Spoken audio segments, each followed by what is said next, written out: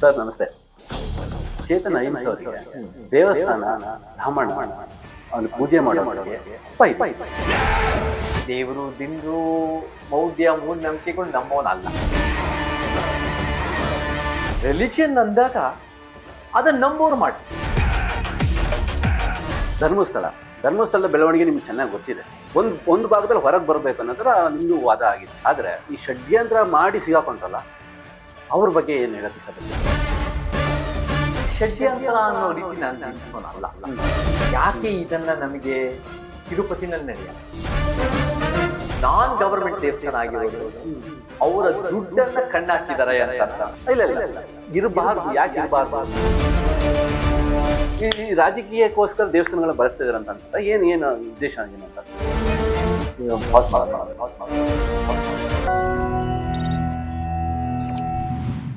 ಎಲ್ರಿಗೂ ನಮಸ್ಕಾರ. ಇನ್ಸೈಡರ್ಸ್ಗೆ ಸ್ವಾಗತ. ನಾನು ರಾಮ್ ಚೇತನ್.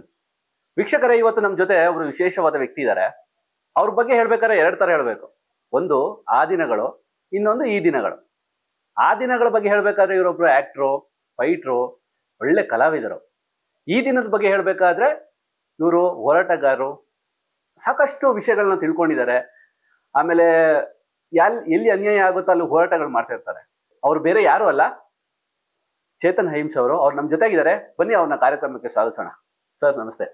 ನಮಸ್ಕಾರ ಚೇತನ್. ಸರ್, ನಾನು ಆಗ್ಲೇ ಹೇಳ್ದಂಗೆ ಎರಡು ತರ ನಿಮ್ಮನ್ನ ಮಾತಾಡ್ಸ್ಬೇಕು. ಒಂದು ಆ ದಿನಗಳ ಚೇತನ್, ಇನ್ನೊಂದು ಈ ದಿನಗಳ ಚೇತನ್. ಚೇತನ್ ಅಹಿಂಸೆ ಅವರಿಗೆ ದೇವಸ್ಥಾನ ಬ್ರಾಹ್ಮಣ ಅವನು ಪೂಜೆ ಮಾಡೋರ ಬಗ್ಗೆ ಕೋಪ ಇದೆಯಾ?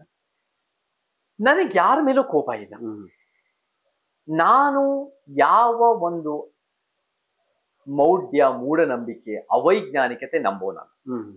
ಬಟ್ ನಿಮ್ಮ ನಂಬಿಕೆನ, ಅದ್ ದೇವಸ್ಥಾನ ಇರ್ಬೋದು, ಅದ್ ಯಾವುದೇ ಗುಡಿ ಗುಂಡಾರ ಇರ್ಬೋದು, ಮಸೀದಿ ಇರ್ಬೋದು, ಚರ್ಚ್ ಇರ್ಬೋದು, ಅಥವಾ ಆದಿವಾಸಿ ನಂಬೋ ಒಂದು ರೀತಿಯ ಧಾರ್ಮಿಕ ವಿಚಾರಗಳಿರ್ಬೋದು, ಒಬ್ಬ ಉಳ್ಳವರು ಶಿವಾಲಯ ಮಾಡೋರು ನಾನೇನು ಮಾಡಲಿ ಬಡವನಯ್ಯ ಅನ್ನೋ ಏನು ಬಸವ ಧರ್ಮ ಆಗಿರ್ಬೋದು, ಅಥವಾ ವಿಹಾರ ಚೈತ್ಯ ಸ್ತೂಪ ಅನ್ನೋ ಬೌದ್ಧ ಧರ್ಮದ ಅಥವಾ ಜೈನ ಬಸ್ತಿ ಆಗಿರ್ಬೋದು, ಅದು ನಿಮ್ಮ ಒಂದು ಸ್ವತಂತ್ರನ ನಾವು ಉಳಿಸ್ಕೊಡ್ತೀವಿ. ನಿಮ್ಮ ಅಭಿವ್ಯಕ್ತಿ ಸ್ವತಂತ್ರ, ಧಾರ್ಮಿಕ ಸ್ವತಂತ್ರ ಆರ್ಟಿಕಲ್ 25 ಅನ್ನೋದರಲ್ಲಿ ನಾವು ಎತ್ತಿ ಹಿಡಿತೀವಿ. ಬಟ್ ಒಂದು ಪ್ರಜಾಪ್ರಭುತ್ವ ಕಟ್ಟಬೇಕು ಅಂದ್ರೆ ಸರ್ಕಾರಗಳು ವೈಜ್ಞಾನಿಕವಾಗಿ ಧರ್ಮ ನಿರಪೇಕ್ಷವಾಗಿರ್ತವೆ. ಅದು ನಮಗೆ ಸಂವಿಧಾನದಲ್ಲೇ ನಮಗೆ ಹೇಳಿ, there must be true secularism. True secularism ಅಂದ್ರೆ ಏನು ರಾಮಚೇತನ್ ಗೆಳೆಯ? ಟ್ರೂ ಸೆಕ್ಯುಲರಿಸಮ್ ಅಂದ್ರೆ ವೈಯಕ್ತಿಕವಾಗಿ ಪ್ರತಿಯೊಬ್ಬರು ಅವರವ್ರ ಧಾರ್ಮಿಕ ವಿಚಾರಗಳು ಮುಂದುವರ್ಸೋ ಹಕ್ಕು. ಸರ್ಕಾರಗಳು ವೈಯಕ್ತಿಕವಾಗಿ ಅವ್ರದ್ದೇನೇ ಇದ್ರು, ಸರ್ಕಾರಗಳು ಧರ್ಮಗಳಿಂದ ಪ್ರತ್ಯೇಕತನ, ಸೆಪರೇಷನ್. ಸೊ ವೈಯಕ್ತಿಕವಾಗಿ ನಮ್ಮ DCM ಯಾವುದೇ ಧರ್ಮ ಪಾಲನೆ ಮಾಡಿ ಅವರ ಸ್ವಾತಂತ್ರ್ಯ. ಸರ್ಕಾರದ ದುಡ್ಡನ್ನ ಯಾವ ಒಂದು ಧಾರ್ಮಿಕ ಆಚರಣೆಗಳಿಗೋಸ್ಕರ, ಯಾವ ಒಂದು ಧಾರ್ಮಿಕ ಒಂದು ರೀತಿ ಸೆಲೆಬ್ರೇಷನ್ಗಳಿಗೋಸ್ಕರ ಅಥವಾ ಅವರ ಇಷ್ಟ ಬಂದಿದ್ದ ಧರ್ಮಗಳಿಗೋಸ್ಕರ ನಾವು ಬಳಸಬಾರ್ದು. ಅಂಡ್ ಆಲ್ಸೋ ನಾನು ಕೂಡ ದೇವಸ್ಥಾನ ಮಂದಿರಗಳನ್ನ ನಾನು ಕೂಡ ಇಷ್ಟೋ ಸಲ ವ್ಯಕ್ತಪಡಿಸಿದೀನಿ. ಫ್ರೀ ದ ಟೆಂಪಲ್ಸ್ ಅಂತ ಒಂದು ವಾದ ಇದೆ. ನಾನು ಕೂಡ ಅದು ಒಳ್ಳೇದೇ ಅಂತ ನಾನು ಹೇಳ್ತೀನಿ. ದೇವಸ್ಥಾನಗಳು ಇವತ್ತಿನ ದಿನ ನಮಗೆ 35,000 ದೇವಸ್ಥಾನ ಮುಜರಾಯಿ ಇಲಾಖೆನಲ್ಲಿದೆ. ಈ 35,000 ದೇವಸ್ಥಾನಗಳು ಮುಜರಾಯಿ ಇಲಾಖೆಯಲ್ಲಿ ಯಾಕಿದೆ? ನನಗೆ ಗೊತ್ತಿರೋ ಪ್ರಕಾರ ಈ ಮಸೀದಿಗಳು, ಚರ್ಚ್ಗಳು ಆ ಅಡಿಯಲ್ಲಿ ಬರಲ್ಲ. ಅವರ ಒಂದು ರೀತಿ ಅವರಿಗೆ ಒಂದು ಸ್ವಾತಂತ್ರ್ಯ ಇದೆ. ಬಟ್ ದೇವಸ್ಥಾನಗಳು ಫಂಡಿಂಗ್ ಅಲ್ಲ, ಮುಜರಾಯಿ ಇಲಾಖೆ. 1,80,000 ದೇವಸ್ಥಾನಗಳು ಇದಾವೆ. ಎಲ್ಲಾ ದೇವಸ್ಥಾನಗಳು ಮುಜರಾಯಿ ಇಲಾಖೆನಲ್ಲಿ ಇಲ್ಲ. ಆದ್ರೆ 35,000 ದೇವಸ್ಥಾನಗಳು ಇದ್ರೆ ಯಾವ್ಯಾವ್ದು ಐತಿಹಾಸಿಕ ದೇವಸ್ಥಾನಗಳು ಇದೆಯೋ ಅದು ಒಂದು ರೀತಿ ಸರ್ಕಾರದ ಅಡಿಯಲ್ಲೇ ಇಟ್ಟು ಪೂಜಾ ಪುನಸ್ಕಾರ ಎಲ್ಲ ಇಲ್ಲದೆ ಅದು ಒಂದು ಆರ್ಕಿಯಾಲಜಿಕಲ್ ಸೈಟ್ಸ್ ಆಗಿ, ಅದು ಒಂದು ಹಿಸ್ಟಾರಿಕಲ್ ಸೈಟ್ಸ್ ಆಗಿರ್ಲಿ. ಅದು ಬಿಟ್ಟು 34,000 ಚಿಲ್ಡ್ರೆ ಎಷ್ಟಿರ್ತಾವೋ ಇವಾಗ ನಡೀತಿರೋ ದೇವಸ್ಥಾನಗಳು ಅವೆಲ್ಲ ಮುಕ್ತಗೊಳಿಸಿ ಒಂದು ಟ್ರಸ್ಟ್ ಕೊಟ್ಬಿಟ್ಟು ಅವೆಲ್ಲ ಫ್ರೀ ಮಾಡಿ ಅವೆಲ್ಲ ಒಂದು ಟ್ಯಾಕ್ಸ್ ರೆಗ್ಯುಲೇಟ್ ಮಾಡ್ಲಿ. ಯಾಕಂದ್ರೆ ಯಾಕೆ ಹೇಳ್ತೀನಿ ಇದನ್ನ ಅಂದ್ರೆ, separation of government and religion. Religion ಅಂದಾಗ ಅದನ್ನ ನಂಬೋರು ಮಾಡಿ, ಸರ್ಕಾರ ಅಂದಾಗ ಅದು ಜನರ ಹಣ, ಜನರ ತೆರಿಗೆ ಹಣ, ಸಾರ್ವಜನಿಕ ವಿಚಾರಗಳು, ಅದು ಧರ್ಮ ನಿರಪೇಕ್ಷವಾಗಿ. ಸರ್, ನೀವು ಇವಾಗ ಗೌರ್ಮೆಂಟ್ ದುಡ್ಡು ಹೌದು. ನಾನು ಕೆಲವೊಂದು ದೇವಸ್ಥಾನಗಳಲ್ಲಿ ಅನ್ನದಾನಗಳು ಮಾಡ್ತಾರೆ. ಪೂಜೆ ನಾನು ಹೇಳೋದು ಅದರಿಂದನೂ ಜನಗಳಿಗೆ ಅನುಕೂಲ ಆಗುತ್ತೆ. ಕರೆಕ್ಟ್. ಬರೀ ಇವಾಗ ನಾವು ಮಾತಾಡೋದು ಇವಾಗ ದುಡ್ಡು ಗೌರ್ಮೆಂಟ್ ಬರುತ್ತೆ ಅಂತ, ಬಟ್ ಆ ದುಡ್ಡಿಂದ ಅದೆಷ್ಟೋ ಜನ ಊಟ ಆಗುತ್ತೆ. ಅಲ್ಲಿ ಯಾರೋ ಒಬ್ರು ವ್ಯಾಪಾರ ಮಾಡ್ತಾರೆ, ದೇವಸ್ಥಾನದಲ್ಲಿ ವ್ಯಾಪಾರ ಮಾಡ್ತಾರೆ, ಅವ್ರು ಹೊಟ್ಟೆ ಪಾಡಾಗುತ್ತೆ. ಸೊ ಇದ್ರ ಬಗ್ಗೆ ಯಾಕೆ ಯೋಚನೆ ಮಾಡಲ್ಲ? ಖಂಡಿತ ಇದ್ರ ಬಗ್ಗೆ ಯೋಚನೆ ಮಾಡೇ ದೇವಸ್ಥಾನಗಳಿಗೆ ಅದರ ಸ್ವತಂತ್ರ ಕೊಡಬೇಕು ಅನ್ನೋದು ನನ್ನ ವಾದ.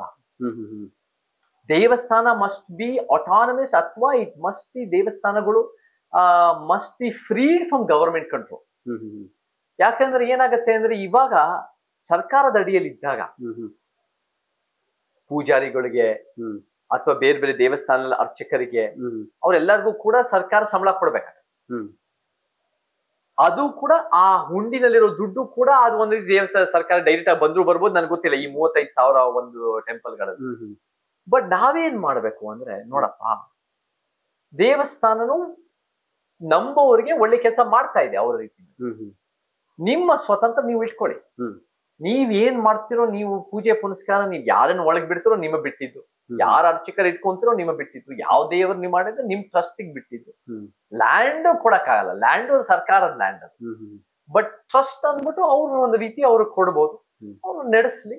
ಟ್ಯಾಕ್ಸ್ ಅಂಡ್ ರೆಗ್ಯುಲೇಟ್ ಅಂದ್ರೆ ಇವಾಗ ನೀವ್ ಯಾವುದೇ ಒಂದು ನಾನ್ ಗವರ್ಮೆಂಟ್ ಬಾಡಿ ಅಂದಾಗ ಟ್ಯಾಕ್ಸ್ ಹಾಕ್ಲೇಬೇಕಾಗುತ್ತೆ.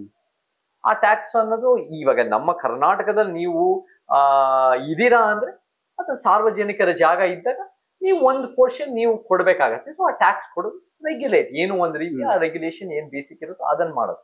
ಬಟ್ ಫ್ರೀಡಮ್ ಕೊಡ್ಲಿ ದೇವಸ್ಥಾನದಲ್ಲಿ ಅಥವಾ ಮಸೀದಿಗಳಲ್ಲಿ ಅಥವಾ ಚರ್ಚ್ಗಳಲ್ಲಿ. ನಾನ್ ನಂಬಲ್ಲ ಅನ್ನೋ ಕಾರಣಕ್ಕೆ ಅಲ್ಲಿ ಯಾವತ್ತೂ ಏನು ಒಳ್ಳೇದಾಗಿಲ್ಲ ಅಂತ ನಾನು ಹೇಳೋನಲ್ಲ. ಬಟ್ ನಾನು ವೈಜ್ಞಾನಿಕತೆ ನಂಬೋನು, ನಾನು ವೈಜ್ಞಾನಿಕ ಮನೋಭಾವ ನಂಬೋನು. ನಾನು ದೇವರು ದಿಂಡ್ರು ಮೌಢ್ಯ ಮೂಢನಂಬಿಕೆಗಳು ನಂಬೋನಲ್ಲ. ಹಾಗಿದ್ದಾಗ ಅದ್ರಲ್ಲಿ ಏನೂ ಸತ್ಯ ಇಲ್ಲ ಅಂತಾನೂ ಹೇಳ್ತಾ ಇಲ್ಲ. ನನಗ್ ಗೊತ್ತಿಲ್ಲ, ನನಗೆ ಬೇಕಾಗಿಲ್ಲ. ಇವಾಗ ನೋಡಿ, ಇವಾಗ ಇದರಲ್ಲಿ ಜಾತಿ ಜನಗಣತಿನಲ್ಲಿ ಬೇರೆ ಬೇರೆ ಕಾಲಂಗಳಿವೆ. 7 ಧರ್ಮಗಳು, ನೀವು ಧರ್ಮದ ಕಾಲಂನ 7 ಧರ್ಮಗಳು, ಹಿಂದೂ ಧರ್ಮ, ಇಸ್ಲಾಂ, ಕ್ರೈಸ್ತ ಧರ್ಮ, ಜೈನ, ಬೌದ್ಧ, ಸಿಖ್, ಪಾರ್ಸಿ ಅಂತ 7 ಇದಾವೆ. 4 ಬೇರೆ ಆಪ್ಷನ್ ಕೊಟ್ಟಿದ್ದಾರೆ. ನಾಸ್ತಿಕ, ಧರ್ಮ ಗೊತ್ತಿಲ್ಲ, ಧರ್ಮ ಹೇಳಲ್ಲ, ಮತ್ತೆ ಈ ತರ ಬೇರೆ ಇದು ಅದರ್. ಈ ನಾಲ್ಕು ಸಾಲ್ತು. ನೀವು ಧರ್ಮದ ಕಾಲಂನಲ್ಲಿ ಶರಣ ಮತ್ತೆ ಬಸವ ಧರ್ಮ ಸೇರ್ಬೇಕು. ಅದು ಕರ್ನಾಟಕ ಧರ್ಮ, ಅದು 2018ರಲ್ಲಿ ರಾಜ್ಯದ ಮಾನ್ಯತೆ ಸಿಕ್ಕಿದೆ. ನಮ್ಮ ಆದಿವಾಸಿ ಧರ್ಮ, ಬುಡಕಟ್ಟು ಧರ್ಮ, ಶರಣ ಧರ್ಮ, ನಮ್ಮ ದೇಶದ ಮೊಟ್ಟ ಮೊದಲ ಧರ್ಮ. ಅದು ಕೂಡ ಬಹಳ ವರ್ಷ ನಮ್ಮ ಆದಿವಾಸಿ ಬುಡಕಟ್ಟು ಜನರಿಗೆ ಆ ಒಂದು ಧಾರ್ಮಿಕ ಒಂದು ಇದಿರ್ಬೇಕು, ಗುರುತು. ಅದ್ರ ಜೊತೆ ಇನ್ನು 3 ಅಗ್ನೈತವಾದಿ, ನಾಸ್ತಿಕ ಅಲ್ದೆ, ಆಸ್ತಿಕ ಅಲ್ದೆ ಅಗ್ನೈತವಾದಿ ಅಂತ ಬರುತ್ತೆ, ಅಗ್ನಾಸ್ತಿಕ. ನನ್ನ ಪ್ರಕಾರ ಬುದ್ಧ, ಅಲ್ಲಮ ದೇವ್ರು ಸತ್ತೋಗಿದ್ದೇನೆ ಅಂತ ಹೇಳೋರು, ಬಾಬಾ ಸಾಹೇಬ್ರು, ಇವರೆಲ್ಲ ಕೂಡ ಅಗ್ನೈತವಾದಿಗಳು. ಅಗ್ನೈತವಾದಿಗಳಂದ್ರೆ ದೇವರು ಇದನೋ ಇದಳೋ ಇದವೋ ನಮಗ್ ಗೊತ್ತಿಲ್ಲ, ನಮಗ್ ಬೇಕಿಲ್ಲ, ಅದನ್ನ ನೀನು ಪ್ರಯೋಜನ ಇಲ್ಲ, ಅದರಿಂದ ನಮಗೆ ಇದ್ರೆ ದೇವರು, ಅದು ಅನ್ಯಾಯ ನಡೀತಾ ಮಾಡ್ಕೊಂಡಿರೋ ದೇವರು ಏನೋ ಉಪಯೋಗನೂ ಇಲ್ಲ. ನಾವು ನಮ್ಮ ಶಕ್ತಿನಲ್ಲಿ ಬದಲಾವಣೆ ಮಾಡಬೇಕು, ನಮ್ಮ ಶಕ್ತಿನಲ್ಲಿ ಸಾಧ್ಯ ಉಂಟಿದೆ. ಅದು ಅಗ್ನೈತವಾದಿಗಳು ನನಗೂ ಸ್ವಲ್ಪ ಅದು ನನಗೆ ಆ ವಿಚಾರ ಇಷ್ಟ ಆಗುತ್ತೆ. ಅದು ಒಂದು. ಮತ್ತೆ ಅದ್ರ ಜೊತೆ ನಿಮಗೆ ಬೇರೆ ಬೇರೆ ಕಾಲಮ್ ಅನ್ಅಫಿಲಿಯೇಟೆಡ್ ಅಂದ್ರೆ ಏನಂದ್ರೆ, ನೋಡಪ್ಪ, ನನ್ನ ಇಷ್ಟ ಬಂದಾಗ ನಾನು ಆಚರಣೆಗಳು ಮಾಡ್ಕೊಂತೀನಿ. ಬಟ್ ನನ್ನನ್ನ ಹಿಂದೂನೋ, ಮುಸ್ಲಿಮೋ, ಕ್ರಿಶ್ಚಿಯನ್ನೋ, ಜೈನ, ಬುದ್ಧ, ಸಿಖ್, ಪಾರ್ಸಿ ಅಂತ ನಾನು ಗುರ್ತಿಸ್ಕೊಳ, ಅಥವಾ ಬಸವ ಧರ್ಮ ಅಂತ ಗುರ್ತಿಸ್ಕೊಳ, ಅಥವಾ ಆದಿವಾಸಿ, ನಂದೇ ಆದ ನಾನು ಮಾಡ್ಕೊಂಡು, ಅದು ಅನ್ಅಫಿಲಿಯೇಟೆಡ್. ಅಥವಾ ನಾನು ಯಾವ ಧರ್ಮದವನು ಅಲ್ಲ, ನೋ ರಿಲಿಜನ್, ಪೆರಿಯಾರ್ವಾದ, ನಾನು ಯಾವ ಧರ್ಮನೂ ಅಲ್ಲ, ನಾನು ಗುರ್ತಿಸ್ಕೊಳ್ಳೋದಿಲ್ಲ, ನನಗೆ ಗೊತ್ತಿಲ್ಲ ಅಂತ ಅಲ್ಲ, ನಾನು ಹೇಳ್ಕೊಳಲ್ಲ ಅಂತ ಅಲ್ಲ, ನಾನು ಅಲ್ವೇ ಅಲ್ಲ. ಅದು ಕೂಡ ಒಂದು ಕಾಲಂ ಇರಬೇಕು. ಸೊ ಈ ತರ ನಮಗೆ ಬೇರೆ ಬೇರೆ ರೀತಿನಲ್ಲಿ ಯೋಚನೆ ಮಾಡೋದು ಬಹಳ ಮುಖ್ಯ ಆಗುತ್ತೆ. ಬೇರೆ ಬೇರೆ ಆಪ್ಷನ್ಸ್ಗಳು ಕೊಡಬೇಕು. ಅಷ್ಟು ಸಿಂಪಲ್ ಆಗಿ ನಾವು ನೋಡಕ್ಕಾಗಲ್ಲ. ನಾವು ಒಂದ್ ರೀತಿ ಈ ಆಲೋಚನೆಗಳೆಲ್ಲ ಬಯಸದಲ್ಲಿ, ನಾನು ನಿಜ ಹೇಳ್ಬೇಕಂದ್ರೆ ರಾಮಚಂದ್ರನ್ ಗೆಳೆಯ, ಈ 11 ಪ್ಲಸ್ ನಾನು ಕೂಡ 5 ಆಪ್ಷನ್ ಕೊಟ್ಟಿದ್ದೇನಲ್ಲ, 16 ಆಪ್ಷನ್. ಈ 16 ಆಪ್ಷನ್ಗಳಲ್ಲೂ ಮಲ್ಟಿಪಲ್ ಆಗಿ ಚೂಸ್ ಮಾಡಕ್ ಅವಕಾಶ ಇರ್ಬೇಕು. ಯಾಕಂದ್ರೆ ನೀನ್ ಒಂದೇ ಅಂತ ಹೇಳಕ್ಕಾಗಲ್ಲ. ಎಷ್ಟು ಸರಿ ನಾನು 2, 3, 4 ಆಪ್ಷನ್ಗಳು ನಾವು ಒಪ್ಕೋಬಹುದು, ಅದನ್ನು ಹಾಕ್ಬೇಕು ಅವಕಾಶ ಇರ್ಬೇಕು. ಗೊತ್ತಾಯ್ತಲ್ಲ? ಸೊ ಆ ನಿಟ್ಟಿನಲ್ಲಿ ಇವೆಲ್ಲ ಬಹಳ ಒಳ್ಳೆ ವಿಚಾರಗಳು, ಚರ್ಚೆ ಆಗೋ ವಿಚಾರಗಳು. ನಮಗೆ ಸಂವಿಧಾನದ ಮೂಲ ಆಶಯಗಳು ಎತ್ತಿ ಹಿಡಿಯೋದು ನಮ್ಮ ಉದ್ದೇಶ ಹೊರತು ಯಾವ ಧಾರ್ಮಿಕ ಭಾವನೆಗಳಿಗೆ ನೋವು ಉಂಟು ಮಾಡೋದಲ್ಲ, ಯಾವ ಧರ್ಮದವರು ನೋವು ಉಂಟು ಮಾಡೋದಲ್ಲ. ನಿಜ ಹೇಳ್ಬೇಕಂದ್ರೆ ನಿಮ್ಮ ಧಾರ್ಮಿಕ ಭಾವನೆಗಳನ್ನ ನಾವು ಎತ್ತಿ ಹಿಡಿಯೋದು ನಮ್ಮ ಹೋರಾಟ, ಉಳಿಸೋದು ನಮ್ಮ ಹೋರಾಟ. ಬಟ್ ಸರ್ಕಾರಗಳು ಧರ್ಮ ನಿರಪೇಕ್ಷವಾಗಿಲ್ಲ. ಧರ್ಮಸ್ಥಳದ ಬೆಳವಣಿಗೆ ನಿಮ್ಗೆ ಚೆನ್ನಾಗಿ ಗೊತ್ತಿದೆ. ಮತ್ತೆ ಏನೇನೆಲ್ಲ ಆಯ್ತು, ಏನೇನೆಲ್ಲ ಮಾತಾಡಿದ್ರು, ನೀವು ಕೂಡ ಸ್ಟೇಟ್ಮೆಂಟ್ ಕೊಟ್ರಿ ಎಲ್ಲ ಹೊರಗ್ ಬರ್ಬೇಕು, ಒಂದು ಭಾಗದಲ್ಲಿ ಹೊರಗ್ ಬರ್ಬೇಕು ಅನ್ನೋದ್ರ ನಿಮ್ದು ವಾದ ಆಗಿತ್ತು. ಆದ್ರೆ ಈ ಷಡ್ಯಂತ್ರ ಮಾಡಿ ಸಿಗಾಕೊಂಡ್ರಲ್ಲ, ಅವ್ರ ಬಗ್ಗೆ ಏನ್ ಹೇಳಕ್ ಇಷ್ಟಪಡ್ತೀರಾ? ನಾನು ಷಡ್ಯಂತ್ರ ಅನ್ನೋ ರೀತಿ ನಾನು ಬಿಂಬಿಸೋನಲ್ಲ. ನಮಗೆ ಇದು ನಿನ್ನೆ ಮೊನ್ನೆ ನಡೆದಿರಲ್ಲ ರಾಮಕೃಷ್ಣ. ನಾನು ಅಲ್ಲೂ ಕೂಡ ನಾನು ಒಂದು 6 ತಿಂಗಳ ಹಿಂದೆ ಧರ್ಮಸ್ಥಳದಲ್ಲಿ ಸೌಜನ್ಯ ಅವ್ರ ತಾಯಿ ಕುಸುಮಾವತಿಯನ್ನ ಭೇಟಿ ಮಾಡಿದೆ. ಅಲ್ಲೂ ಕೂಡ ಏನೇನ್ ಆಗ್ತಾ ಇದೆ, ಏನೇನ್ ನಡೀತಾ ಬಂದಿದ್ದಾರೆ ಆ ಒಂದು ಧರ್ಮಸ್ಥಳ ಗ್ರಾಮದಲ್ಲಿ. ಅಲ್ಲಿ ಒಂದು 10-11 ಸಾವಿರ ಜನ ಇರ್ಬೋದು. ಅಲ್ಲಿ ಎಷ್ಟು 30-35 ವರ್ಷಗಳಿಂದ ಏನೇನ್ ನಡೀತಾ ಬಂದಿದೆ ಅಂತ ಸ್ವಲ್ಪ ನನಗೂ ಕೂಡ ಅರ್ಥ ಆಗಿದೆ. ಇದು ಒಬ್ರು ಮಾಸ್ಟ್ ಮ್ಯಾನ್ ಇಂದ ಅಲ್ಲ ಇಲ್ಲಿ ನಡೀತಾ ಇರೋದು. 2-3 ತಿಂಗಳಿಂದ ಶುರುವಾಗಿರೋದಲ್ಲ. ಸೌಜನ್ಯದಿಂದ 2012 ಶುರುವಾಗಿರೋದಲ್ಲ. ಇದು ಬಹಳ ವರ್ಷಗಳಿಂದ ಒಂದು ಭಯದ ವಾತಾವರಣ ಇದೆ. ಅಲ್ಲಿ ಏನೋ ಒಂದು ಅಸಹಜ ಸಾವುಗಳು 10 100 ನಡೆದಿರಬಹುದು. ಯಾಕೆ ಇದನ್ನ ನಮಗೆ ತಿರುಪತಿನಲ್ಲಿ ನಡೆಯಲ್ಲ? ಯಾಕೆ ಇದನ್ನ ನಾವು ಮಂತ್ರಾಲಯನಲ್ಲಿ ಕೇಳಿದ್ವಿ? ಯಾಕೆ ಇದು ಧರ್ಮಸ್ಥಳದಲ್ಲೇ ಈ ರೀತಿ ನಡೆದಿದೆ ಅಂತ ಆರೋಪಗಳಿದೆ. ಮತ್ತೆ ಹೆಚ್ಚಾಗಿ ಪದ್ಮಲತಾ, ವೇದವಲ್ಲಿ, ಯಮುನಾ ಮತ್ತೆ ನಾರಾಯಣು, ಸೌಜನ್ಯ, ಮತ್ತೆ ಈ ತರದ್ದು ಬೇರೆ ಬೇರೆ ಹೆಸರುಗಳು ಯಾಕೆ ಹೇಳ್ತಾ ಇದು ಇನ್ನೂ ನಮಗೆ ಸತ್ಯ ಯಾಕೆ ಗೊತ್ತಾಗಿಲ್ಲ. 2000ರಿಂದ 2015ವರೆಗೂ ಯಾಕೆ ಅನ್ಐಡೆಂಟಿಫೈಡ್ ಬಾಡೀಸ್ ರೆಕಾರ್ಡ್ಸ್ ನ ಅಳಿಸಾಕಿದೆ ಪೊಲೀಸ್? ಯಾಕೆ ಇವಾಗ ಬಂಗ್ಲೆ ಗುಡ್ಡ ಅಲ್ವಾ, ಬಂಗ್ಲೆ ಗುಡ್ಡದಲ್ಲಿ ನಮಗೆ ಅಸ್ಥಿ ಪಂಜರಗಳು ಎಷ್ಟೋ ಸಿಗ್ತಾ ಇದ್ದಾವೆ. ಏನಿದು? ನೀವು ಗ್ರಾಮ ಪಂಚಾಯತ್ ಧರ್ಮಸ್ಥಳದಲ್ಲಿ ನಿಮ್ಮ ಹತ್ರ ದಾಖಲೆಗಳಿದೆ ಅಂದ್ರೆ ನೀವು ಎದ್ದು ತೋರಿಸಿ ನೀವು SITಗಳಿಗೆ. ನನಗೆ ಸಂಪೂರ್ಣವಾದ ಸತ್ಯ ನಮಗೆ ಗೊತ್ತಾಗ್ತಾ ಇಲ್ಲ. ಇದು ಷಡ್ಯಂತರ ಅಂದ್ರೂ ಕೂಡ ಇದು ಯಾಕೆ ಇವ್ರ ಉದ್ದೇಶ ಅಂತನೂ ಪ್ರಶ್ನೆ ಬರ್ಬೇಕು.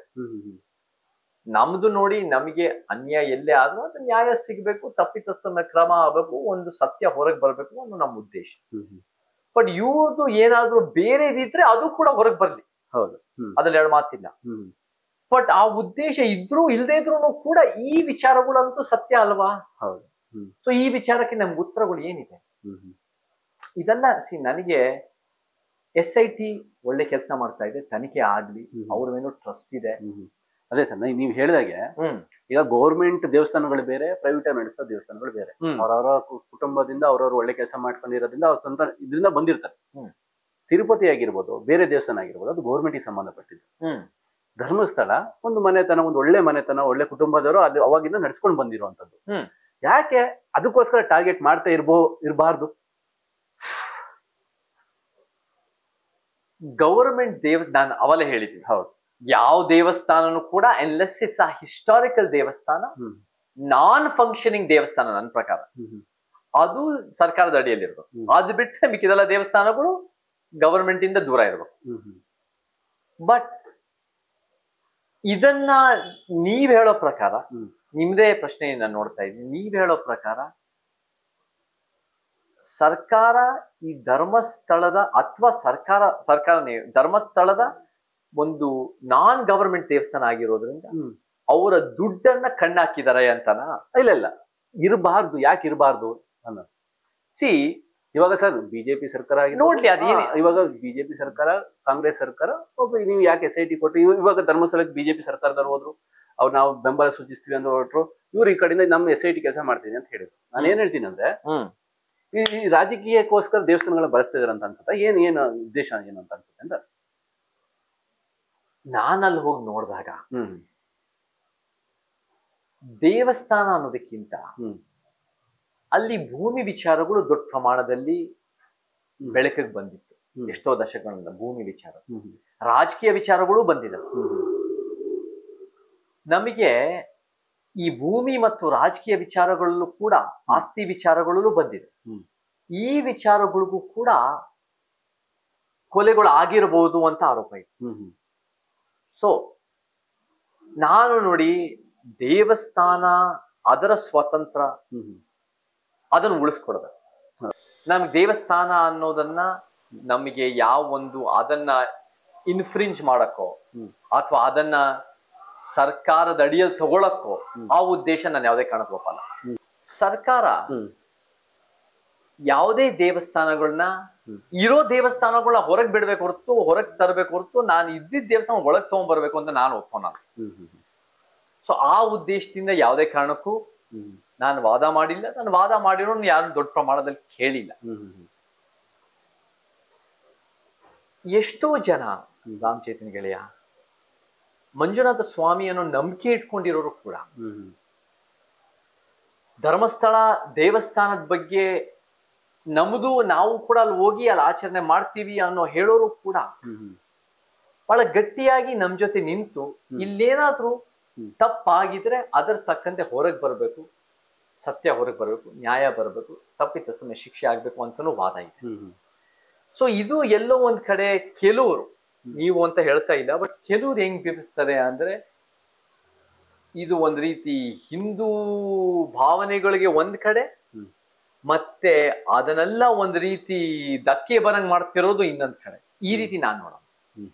ನಾನ್ ಹೆಂಗ್ ನೋಡ್ತೀನಿ ಅಂದ್ರೆ ಹಿಂದೂ ನಂಬಿಕೆ ಇರೋರು ಇದಾರೆ, ಎಲ್ಲ ಹಿಂದೂ ಏತರರು ಇದಾರೆ, ಯಾವ ಧರ್ಮದವ್ರು ಅಲ್ದೇ ಇರೋರು ಇದಾರೆ, ಯಾವ ನಮ್ಮಂತ ಒಂದು ಬುದ್ಧ ಬಸವ ಅಂಬೇಡ್ಕರ್ ವಾದಿಗಳು ಇದೀವಿ, ಎಲ್ಲಾ ಕಡೆ ಒಂದು ಸಮಾನತಾವಾದಿಗಳು, ಎಲ್ಲಾ ಕಡೆ ನಮಗೆ ಜನ ಒಂದು ಕರ್ನಾಟಕದ ಬಲಪಂಥಿ, ಎಡಪಂಥಿ, ಮಧ್ಯಪಂಥ, ಸತ್ಯಪಂಥ ಎಲ್ಲಾ ಸಿದ್ಧಾಂತಗಳು ಸೇರಿ ನಮಗ್ ಸತ್ಯ ಗೊತ್ತಾಗಬೇಕು ಅಂತ ನಾವು ನೋಡ್ತೀವಿ ಹೊರತು ನಾವ್ ಅಷ್ಟು ಕ್ಲಿಯರ್ ಆಗಿ ಅಷ್ಟು ಒಂದ್ ರೀತಿಯ ಡಿವಿಷನ್ ಆಗಿ ನೋಡ್ಕೊಂಡು ಇದು ಹಿಂದೂ ಧರ್ಮದ ಒಂದು ಭಾವನೆಗಳು ಒಂದ್ ಕಡೆ ಅದ್ರ ವಿರುದ್ಧ ಇನ್ನೊಂದ್ ಕಡೆ ಅಂತ ಸುಲಭ ನೋಡೋಣ. ಸರ್ ನಾನು ಏನ್ ಹೇಳಿದ್ರೆ, ಇವಾಗ ನೀವು ಒಂದು ಹೆಣ್ಣಿಗೆ ಶೋಷಣೆ ಆದ್ರೆ ಅವರಿಗೆ ಅವಮಾನ ಆಗ್ಬಾರ್ದು, ಅವರು ಸಮಾಜದಲ್ಲಿ ಎಲ್ಲರೂ ಒಳ್ಳೆ ರೀತಿಲಿ ಬದುಕಬೇಕನ್ನೋದ್ರ ಹೋರಾಟ ಮಾಡ್ಕೊ ಬಂದು. ಹೌದೌದು. ಇವಾಗ ನೋಡಿ, ಸುಜಾತಾ ಭಟ್ಗೆ ಮಗಳೇ ಇರ್ಲಿಲ್ಲ, ಇದ್ಲೂ ನನ್ನ ಈ ತರ ಕೊಲೆ ಮಾಡಿದ ಧರ್ಮಸ್ಥಳದಲ್ಲಿ ಎಲ್ಲ ಬಿಂಬಿಸಕ್ಕೆ ಹೊರಟಿದ್ರು ಅವರು. ಅಂದ್ರೆ ಗೌರವ ಅಂತ ಬಂದ್ರೆ, ಅಂದ್ರೆ ರೆಸ್ಪೆಕ್ಟ್ ಅನ್ನೋದು ಬಂದ್ರೆ, ಮಾನ ಮರ್ಯಾದೆ ಅನ್ನೋದು ಬಂದ್ರೆ ಎಲ್ಲರಿಗೂ ಒಂದೇ ಅಲ್ಲ ಸರ್, ಹುಡುಗ ಅದೆಲ್ಲ ಒಂದೆಲ್ಲ ಅಂತ ಒಂದ್ ಹೇಳ್ತೀನಿ ರಾಮಚಂದ್ರನ್ ಗೆಳೆಯ, ನಾವು ಯಾವುದೇ ಕಾರಣಕ್ಕೂ ನಮಗೆ ಎವಿಡೆನ್ಸ್ ಇಲ್ಲದೆ ನಮಗೆ ಗಿಲ್ಟಿ ಪ್ರೂವ್ ಆಗೋವರೆಗೂ ಯಾವ ಹೆಸರುಗಳು ಈ ವ್ಯಕ್ತಿ ಮಾಡಿದರೆ ಈ ವ್ಯಕ್ತಿಯಿಂದ ಹೊಣೆಗಾರರು ಅಂತ ನಾವ್ ಹೇಳೋನಲ್ಲ. ನಾವು ಇವತ್ತಿಗೂ ಯಾರ ಹೆಸರು ಎತ್ತಿಲ್ಲ, ಯಾವ ಕುಟುಂಬದ ಹೆಸರು ಎತ್ತಿಲ್ಲ, ಯಾವ ವ್ಯಕ್ತಿ ಹೆಸರು ಎತ್ತೋ ಪ್ರಶ್ನೆ ಬರಲ್ಲ. ಬಟ್ ನಮಗೆ ಸತ್ತಿರೋರ ಹೆಸರುಗಳು ಗೊತ್ತಿದೆ, ಅದು ಬಹಳ ವರ್ಷಗಳಿಂದ ನಡೆದಿದೆ. ಅವ್ರ ಹೆಸರುಗಳು ನಾವು ಹೇಳ್ತಾ ಇದ್ವಿ, ಅವ್ರ ಹೆಸರುಗಳು ಯಾಕಿದು ಅಂತ. ಸುಜಾತಾ ಭಟ್ ವಿಚಾರದಲ್ಲೂ ಕೂಡ ಅದು ಸತ್ಯ ಅಥವಾ ಅಸತ್ಯ ಅಂತ ನಮ್ಗೆ ಗೊತ್ತಾಗಿದೆ. ಯಾಕೆ ಅವ್ರು ಹೇಳಿದ್ದಾರೆ, ಯಾವ್ದು ಒತ್ತಡ ಮಾಡಿದಾರ ಅಥವಾ ನನಗೆ ಅದು ಗೊತ್ತಾಗಬೇಕು, ಅಥವಾ ಅವರು ಒಂದ್ ರೀತಿ ಅವರ ಮನಸ್ಥಿತಿನೇ ಆ ರೀತಿ ಇತ್ತ, ಅಥವಾ ಪ್ರಚಾರಕ್ಕೋಸ್ಕರ ಮಾಡಿದ್ರೆ, ಇದು ನಿಜವಾಗ್ಲೂ ನೀವು ಯಾರಾದ್ರೂ ನಿಮ್ಮ ಒಂದ್ ರೀತಿ ಬೇರೆ ಉದ್ದೇಶಕ್ಕಿಂತ ಸುಳ್ಳು ಹೇಳಿದ್ರೆ ಅದು ಖಂಡಿತ ತಪ್ಪು. ಅದು ಬಹಳ ಭಾವನೆಗಳಿಗೆ ಧಕ್ಕೆ ಆಗತ್ತೆ, ಅದು ಬಹಳ ಜನಕ್ಕೆ ನೋವುಂಟು ಮಾಡುತ್ತೆ, ಅದು ಯಾವುದೇ ಕಾರಣಕ್ಕೂ ನಾವು ಒಪ್ಪಕ್ಕಾಗಲ್ಲ. ಸುಜಾತಾ ಭಟ್ ಮತ್ತೆ ಅನನ್ಯ ಭಟ್ ಅನ್ನೋದನ್ನ ಒಂದ್ ಮಟ್ಟಿಗೆ ಒಂದು ಕತೆ ನಿಜ ಇಲ್ದೇ ಇದ್ರು ಕೂಡ ಎಲ್ಲಾ ಹತ್ತಾರು ಅಥವಾ ಏನ್ ಹೇಳ್ತಾ ಇದ್ರೆ ಕೆಲವು ಸಂಖ್ಯೆಗಳ ಪ್ರಕಾರ ನೂರಾರು ಅಸಹಜ ಸಾವುಗಳು ಸುಳ್ಳು ಅಂತ ಹೇಳಕ್ ಆಗಲ್ಲ. ನೀವು ಕೇಸ್ ಬೈ ಕೇಸ್ ಸಿಚುವೇಶನ್ ನೋಡ್ಬೇಕು. ನಾನು ಫಾರ್ ಎಕ್ಸಾಂಪಲ್ ನಾನು ಮೀಟು ವಿಚಾರದಲ್ಲೇ ಹೇಳ್ಬೇಕು ಅಂದ್ರೆ ನಮಗ್ ಬೇರೆ ಬೇರೆ ತರ ಕೇಸ್ ಬರುತ್ತೆ. ಒಂದೊಂದ್ ಕೇಸ್ಗಳಲ್ಲಿ ದುಡ್ಡಿನ ಲಿಂಕ್ ಇರೋದು, ಒಂದೊಂದ್ ಕೇಸ್ ನಲ್ಲಿ ಅವ್ನ್ ಡ್ರಿಂಕ್ಸ್ ಮಾಡ್ಬಿಟ್ಟು ನುಗ್ಗೋದು, ಒಂದೊಂದ್ ಕೇಸಲ್ಲಿ ಬೇರೆ ಬೇರೆ ತರ ಕೇಸ್ಗಳು ಬರೋದು. ಎಲ್ಲಾ ಕೇಸು ಒಂದೇ ಅಂತ ನೋಡಕ್ಕಾಗಲ್ಲ. ಸೊ ಇದ್ರಲ್ಲೂ ಕೂಡ ನಾವು ಕೇಸ್ ಬೈ ಕೇಸ್ ನೋಡ್ಬೇಕು ಹೊರತು ನಮಗೆ ಏನ್ ಕಿವಿಗೆ ಇಂಪಾಗತ್ತೆ, ಏನ್ ಮನಃಶಾಂತಿ ಕೊಡುತ್ತೆ ಅನ್ನೋದೇ ಸತ್ಯ ಅಂತ ನೋಡಕ್ಕಾಗಲ್ಲ. ನಮಗೆ ಸತ್ಯ ಎಷ್ಟೋ ಸಲ ಕಹಿಯಾಗಿರುತ್ತೆ, ಆ ಸತ್ಯ ಹೊರಗೆ ಬರ್ಲಿ. ಅದೇ ಸರ್, ನೀವು ಹೇಳಿದ್ರಲ್ಲ, ಅದು ಸತ್ಯ ಹೊರಗೆ ಬರ್ಬೇಕು. ಅದಕ್ಕೆ ನಾವ್ ಹೇಳ್ತೀವಿ, ಸಮಾಜದಲ್ಲಿ ಉತ್ತಮ ಸಮಾಜದಲ್ಲಿ ನಾವು ಬದುಕ್ತಿದೀವಿ. ಇವಾಗ ನಾನು ಇವಾಗ ಗಿರೀಶ್ ಮಟ್ಟಣ್ಣವರಾಗಿರ್ಬೋದು, ಪ್ರತಿಯೊಬ್ರು ಹೆಸರು ಹೇಳಿ ಇವನೇ ಕೊಲೆಗಾರ ಅಂತ ಇವ್ರು ಯಾವ ಆಧಾರದ ಮೇಲೆ ಹೇಳಿದ್ರು ಅಂತ ನಾನು ಬೇರೆಯವ್ರು ಮಾತಾಡೋದಕ್ಕೆ ಅದು ಸರಿ ಅನ್ಸುತ್ತಾ ಇಲ್ಲ ಅನ್ಸುತ್ತಾ ನನ್ನ ವಾಸಿ. ನಾನು ಒಂದ್ ಹೇಳ್ತೀನಿ, ನಾನು ಬೇರೆಯವ್ರ ಮಾತನ್ನ ನಾನ್ ಸಮರ್ಥಿಸ್ಕೊಳ್ಳೋನು ಅಥವಾ ಬೇರೆಯವ್ರ ಮಾತನ್ನ ನಾನು ಹೀಗ್ ಮಾತಾಡ್ಬೇಕು ಹಾಗೆ ಮಾತಾಡ್ಬೇಕು ಅನ್ನೋದಕ್ಕಿಂತ ನಾನಂತೂ ಈ ವಿಚಾರದಲ್ಲಿ ಯಾರ ಹೆಸರುಗಳು ಯಾವತ್ತೂ ಪ್ರಸ್ತಾಪ ಮಾಡಿಲ್ಲ. ನಾನ್ ಯಾವುದು ಕೂಡ ಇವರೇ ತಪ್ಪು ಮಾಡಿದರೆ ಅನ್ನೋದನ್ನ ಯಾವತ್ತೂ ನಾನು ವ್ಯಕ್ತಪಡಿಸಿಲ್ಲ. ಅಂಡ್ ನನ್ನ ಪ್ರಕಾರ ನಿಮಗೆ ಕೋರ್ಟ್ನಲ್ಲಿ ಸಾಬೀತಾಗೋವರೆಗೂ ಅದು ಕೂಡ ಗಿಲ್ಟಿ ಅಂತ ನಾವು ಹೇಳಕ್ಕಾಗಲ್ಲ. ಅದು ಯಾರದೇ ಕೇಸ್ ಇರ್ಬೋದು. ನಾನು ಆಕ್ಚುಲಿ ನಿಜ ಹೇಳಬೇಕು ಅಂದ್ರೆ ಪ್ರಜ್ವಲ್ ರೇವಣ್ಣನ್ ವಿಚಾರದಲ್ಲೂ ಕೂಡ ನಾನು ಕೂಡ ಒಂದು ಪ್ರೆಸ್ ಮೀಟ್ ಮಾಡಿದಾಗ ಇದು ಕೋರ್ಟ್ ನಲ್ಲಿ ಗಿಲ್ಟಿ ಆಗೋವರೆಗೂ ನಾನು ಗಿಲ್ಟಿ ಅಂತ ನಾನು ಹೇಳ್ತಾ ಇದ್ದಿಲ್ಲ. They have to be given is innocent ಅಂತ, ಎನಿಬಡಿ ಈಸ್ ಇನ್ನಸೆಂಟ್ ಅಂತ ಪ್ರೂವನ್ ಗಿಲ್ಟಿ. ಈ ರೀತಿ ಎವಿಡೆನ್ಸ್ ಇದೆ, ಈ ರೀತಿ ಆರೋಪಗಳಿದೆ, ಈ ರೀತಿ ಮಲ್ಟಿಪಲ್ ಆರೋಪಗಳಿದೆ. But he or she is innocent or proven guilty. Even ನೀವು ದರ್ಶನ್ ಕೇಸು ನೋಡಿದ್ರು 4,000 ಪೇಜ್ ಚಾರ್ಜ್ ಶೀಟ್ ಇದೆ. ನಿಮಗೆ ಸುಪ್ರೀಂ ಕೋರ್ಟ್ ಅದನ್ನ ಬಹಳ ಗಂಭೀರವಾಗಿ ತಗೊಂಡಿದೆ. ಒಂದು ಕ್ಲಿಯರ್ ಆಗಿ ಬಹಳ ಚಿತ್ರಹಿಂಸೆ ಕೊಟ್ಟು ಡೆಡ್ ಬಾಡಿ ಸಿಕ್ಕಿದೆ ರೇಣುಕಾಸ್ವಾಮಿ. ವಿಡಿಯೋ ಎವಿಡೆನ್ಸ್ ಇರಬಹುದು, ಬಟ್ ಕೋರ್ಟ್ಸು ಅಪರಾಧಿ ಅಂತ ತೀರ್ಮಾನ ಮಾಡೋ ತನಕ ಆರೋಪಿನೇ ಆಗಿರ್ತಾರೋ ಅಪರಾಧಿ. ಸೊ ನಾನು ಕೂಡ ಅದು ಯಾವುದೇ ಸಿಚುವೇಶನ್ ನಾನು ಮಂಡಿಸ್ತೀನಿ ವಾದ. ಈ ರೀತಿ ಎವಿಡೆನ್ಸ್ ಇದೆ. ಸೊ ಈ ವಿಚಾರದಲ್ಲಿ ಬೇರೆಯವ್ರು ಹೇಳಿದ್ದಾರೆ ಅಂತ, ಹೆಸರುಗಳು ಹೇಳಿದಾರೆ ಅಂತ ನಾನು ಹೇಳೋನಲ್ಲ. ನನ್ನ ಪ್ರಕಾರ ಕೆಲವರು ಒಂದ್ ಹೇಳ್ತೀನಿ, ರಾಮಚಂದ್ರನ್ ಗೆಳೆಯ, ನಮಗೆ ಧರ್ಮಸ್ಥಳ ಹೋರಾಟ ಒಂದೇ ಅಲ್ಲ ನಮ್ಮ ಹೋರಾಟ. ನಮಗೆ ಸಾವಿರಾರು, ಬಹುಶಃ ಲಕ್ಷಾಂತರ ಹೋರಾಟಗಳಿದೆ ಕರ್ನಾಟಕದಲ್ಲಿ. ಹೌದು, ಎಷ್ಟೋ ಸಮಸ್ಯೆಗಳಿದೆ. ಅವೆಲ್ಲ ಸಮಸ್ಯೆಗಳಿಗೆ ನಾವು ಪರಿಹಾರ ಬೇಕಾಗುತ್ತೆ. ನಾವೇನು ಒಂದೇ ಇಶ್ಯೂ ಇಟ್ಕೊಂಡು ಅದನ್ನೇ ಒಂದ್ ಸ್ವಲ್ಪ ಪ್ರಚೋದನೆ ಮಾಡ್ಕೊಂಡು ಅದನ್ನೇ ಒಂದ್ ಸ್ವಲ್ಪ ಮೀಡಿಯಾ ಅಟೆನ್ಷನ್ ಮಾಡ್ಕೊಂಡು ಬೆಳೆಯೋ ನಮ್ಗೇನು ಆ ಉದ್ದೇಶ ಇಲ್ಲ. ಅದು ನಮಗ್ ಬೇಕು ಇಲ್ಲ. ನಮಗೆ ಯಾವ ಅನ್ಯಾಯ ಬರುತ್ತೋ ಅದನ್ನ ಎತ್ಕೊಂಡು ಅದನ್ನ ಅದು ತಾರ್ಕಿಕ ಅಂತ್ಯಕ್ಕೆ ನಾವು ತಗೊಂಡು ಹೋಗ್ತೀವಿ. ಬಟ್ ಕೆಲವು ಸಲ ಏನಾಗ್ಬಹುದು ಅಂದ್ರೆ ನಿಮ್ಗೆ ಒಂದೇ ಇಶ್ಯೂ ಇದ್ದಾಗ ನೀವು ಕೂಡ ಒಂದ್ ಸ್ವಲ್ಪ ಪ್ರಚೋದನೆ ಮಾಡೋ ಸಾಧ್ಯತೆಗಳು ಇರಬಹುದು. ಸೊ ಅದು ನಾನು ಅದನ್ನ ನೋಡಿದೀನಿ. ಹಾಗಾದಷ್ಟು ಮಾಡಬಾರದು. ನೀವು ಪ್ರಚೋದನೆ ಇಲ್ಲದೆ ಜನರ ಮುಂದೆ ಸತ್ಯ ಇತ್ತು. ಜನರು ಬಹಳ ಬುದ್ಧಿವಂತರು.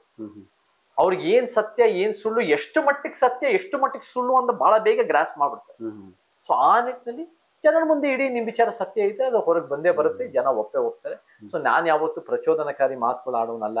ಯಾವ ಒಂದು ವ್ಯಕ್ತಿನೋ, ಒಂದು ಜಾತಿನೋ, ಒಂದು ಧರ್ಮನೋ, ಒಂದು ಲಿಂಗನೋ ನಾನು ನಿಂದನಾತ್ಮಕವಾಗಿ ಅಥವಾ ತಪ್ಪ ಹೇಳಿಕೆ ಹೇಳೋನಲ್ಲ. ಬಟ್ ಆದಷ್ಟು ಅದನ್ನ ಒಬ್ಬ ಹೋರಾಟಗಾರರು ಮಾಡ್ಲೂಬಾರ್ದು ನನ್ನ ಪ್ರಕಾರ.